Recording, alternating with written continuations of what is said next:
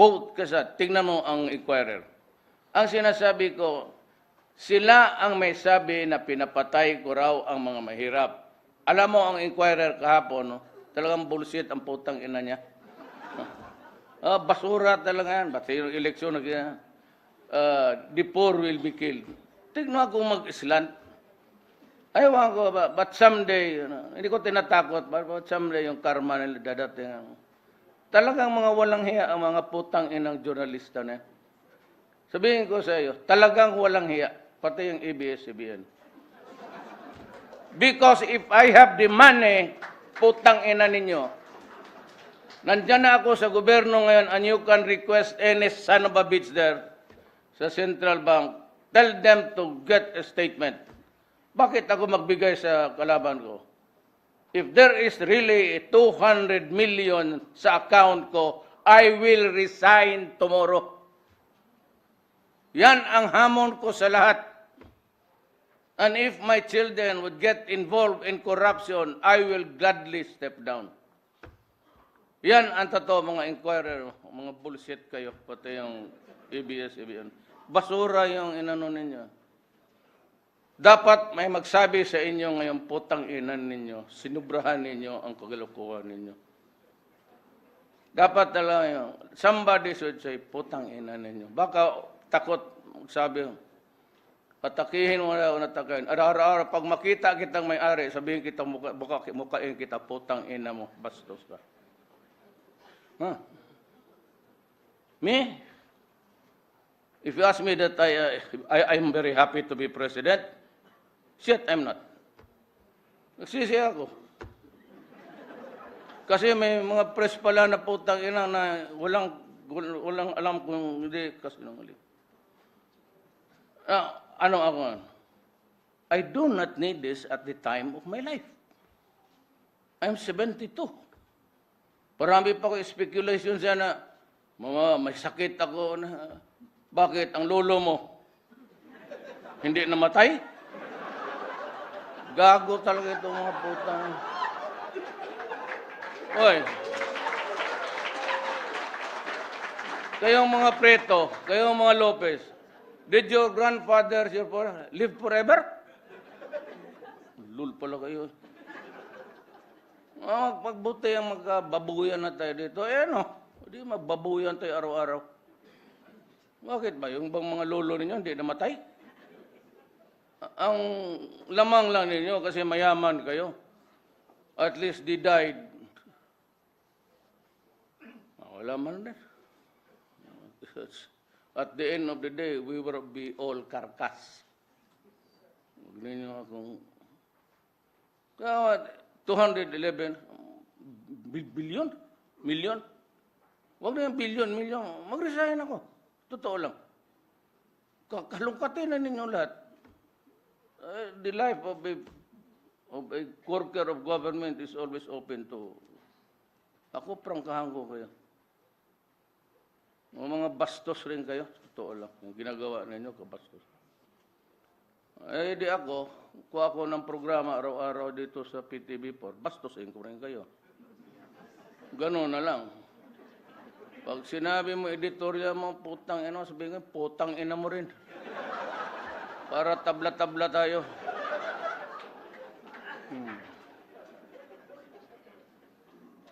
Tingnan natin. Mga mining, so, I won without money.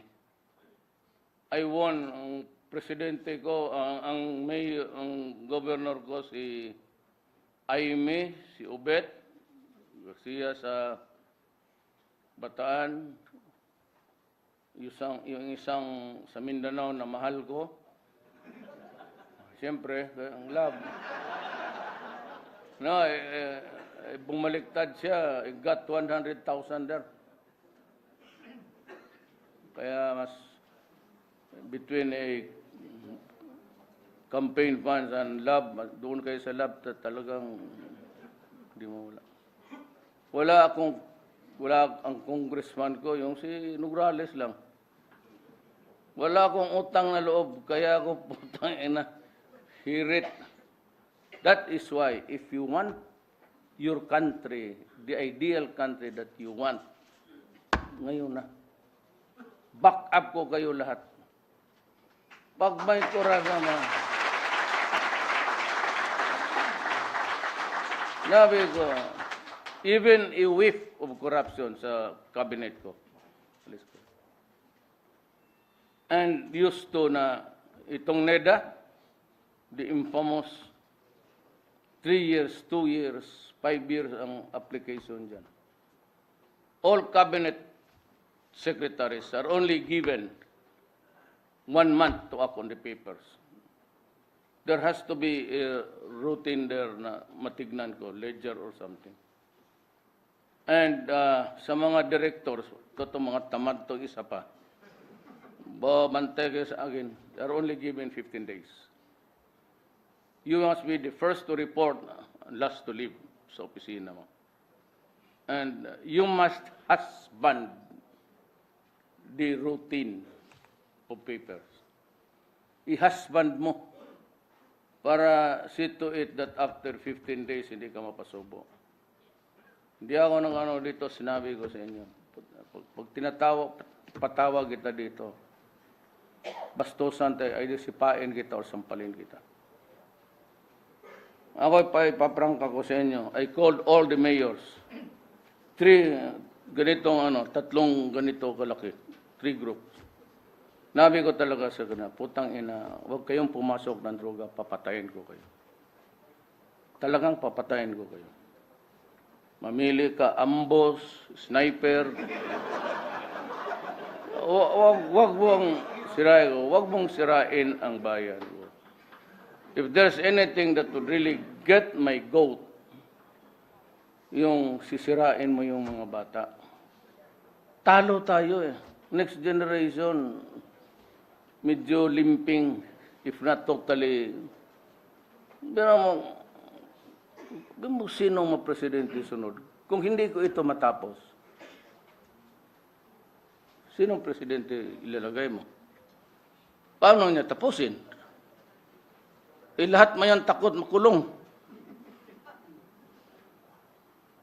Kung hindi ko ito tapusin, patay ang Pilipino. Kaya tapusin ko talaga to. Kulong. 72. Isang araw. 72. By that time, wala na rin ako. Totoo. May nung picture sa yung birthday ko, kasi yung napicturean yung kwarto ko may converter sa oxygen. Karami na namang Di ba sinabi ko sa inyo, I never lied. Tinanong ako doon sa the debates, anong sakit mo? Sabi ko, Barrett dito, sa inom pati Burgers because of smoking. So, ang circulation ko, hindi maganda, lack of oxygenation. Kaya pati pag tulog ko, kasangsak ako. If you want to remain beautiful, use it. It's good. Totoo. That's the sabi ng mga doktor. Sabi ng mga doktor, use it. Kasi kung babae ka, para gumanda ka lalo, mas maraming temptasyon. Ako, gagamitin ko yun kasi ang brain ko daw may suffers lack of oxygenation. Matagal ko na ginamit yan. When I said that, wala akong tinago. May nakita nila yung parang oxygen. It's not really an oxygen, it's a converter. Wala ba na akong tinago? Magtanong sila, ano pang sakit mo? Noon, nung bata pa ako. Siguro mga 5 beses ako balik ng doktor. Pinador. Alam mo na kung ano.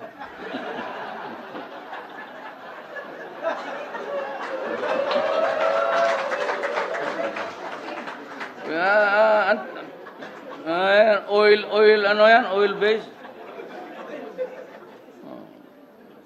Punta ka sa Raon.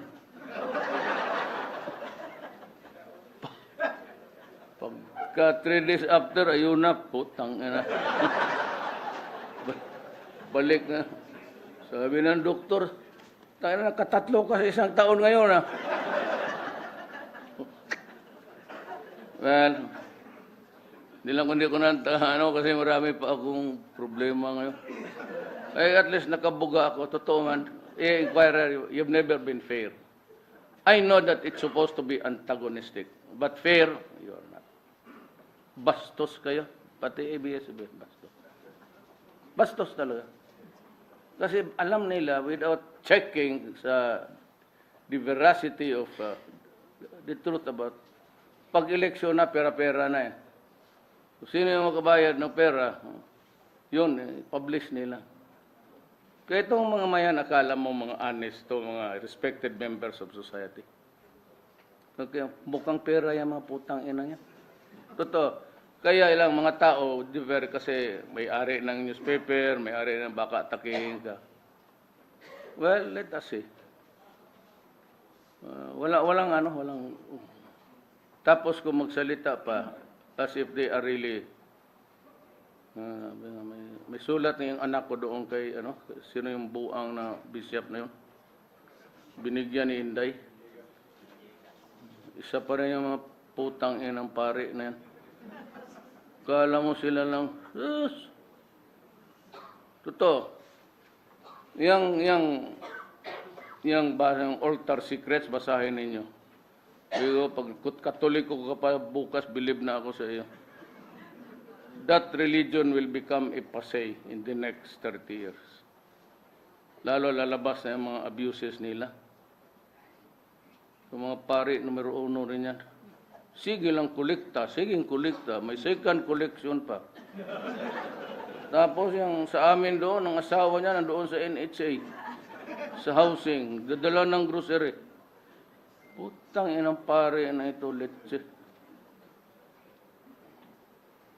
Yan ang, that what ails the Philippine society.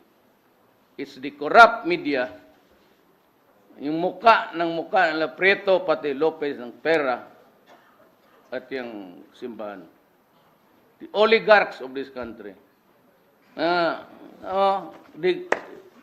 May enjoyment sila, 1% only, panahon pa ni Cory Aquino. Hanggang dumating na lang sa akin, sabi ko, this is. Kaya pinatawa ko yung Jack Lam na yun. Pero lulusot yun sa intelligence yung pinagsasabi ng ulol. Sabi niya everybody in the Philippines what was in his pocket. Puta, tinawagan, hulihin mo. Sabi ni NBI, anong charge? Putang ina, walang charge. Patayin mo pag walang charge. Litsing yan. Butit na lang, 3 days before, nakasibat na ang unggoy. Pag naabutan kita, walang tanong-tanong ka, itapon mo sa Pasig, yon ang charge mo. You know, I want to be as decent as I can ever be. I want to be on the socially correct. I know how to behave. Nung buhay pa nanay ko, I cannot talk about. Nung buhay pa nanay ko, hindi ko kaya magbuga-buga ng ganito. Pero minsan kasi, ang ating society has to know the truth. Kung ano ang laro natin lahat. Ako, wala akong problema. Babae, marami akong babae. Pati yung mga asawa ninyo, marami man rin yan nilang babae. Hindi lang ninyo alam. Ganun lang yan ang buhay sa totohanan. So, siguro dito sa lahat ng lalaki, I'll peg you at about mga, but mga 300. May sabi, sinong mabait dyan na walang kabit? 2-3 lang siguro. Isa nito si Chairman Duque. Diyang Hirang, 2 beses siya nag-asawa.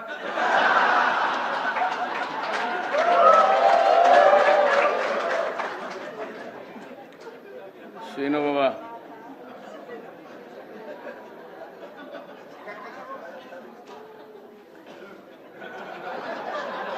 Mike Ayala, 2 beses rin. Sino pa? Wala talagang matino dito. Salamat that I still have to... Thank you very much, Mr. President. At this point, we will proceed with photo-taking opportunities. The photo-taking opportunities will occur in 8 different batches. Please proceed to the stage as your batch is called. We now call on the first batch. The rest of our officials are asked to please be seated.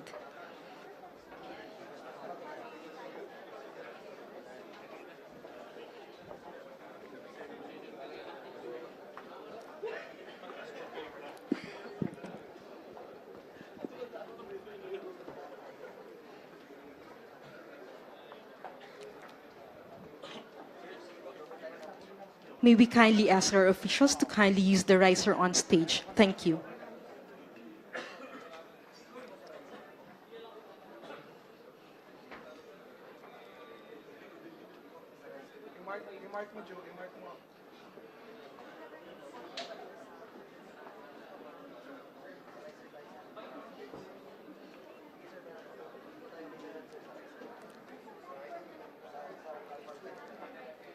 May we kindly ask our officials to kindly use the riser on stage. Thank you.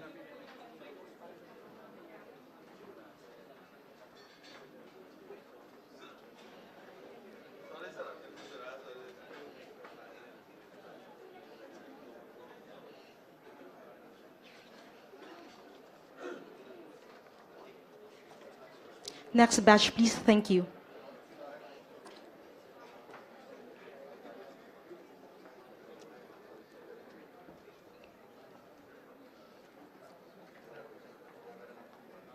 Thank you very much. May we kindly ask our officials to please exit using the house left, please. Thank you.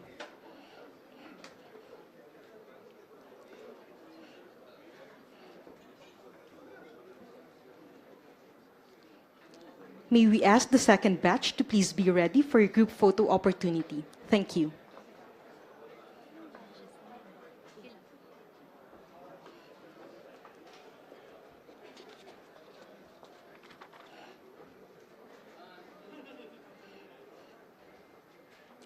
May we ask the second group of officials to please make their respective places on stage for the group photo opportunity. Thank you.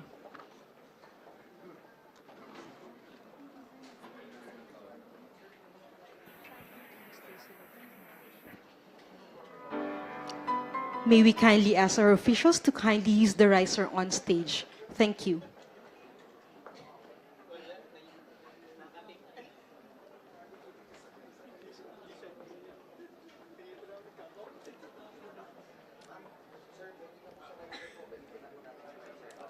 May we kindly ask our officials to kindly use the riser on stage. Thank you.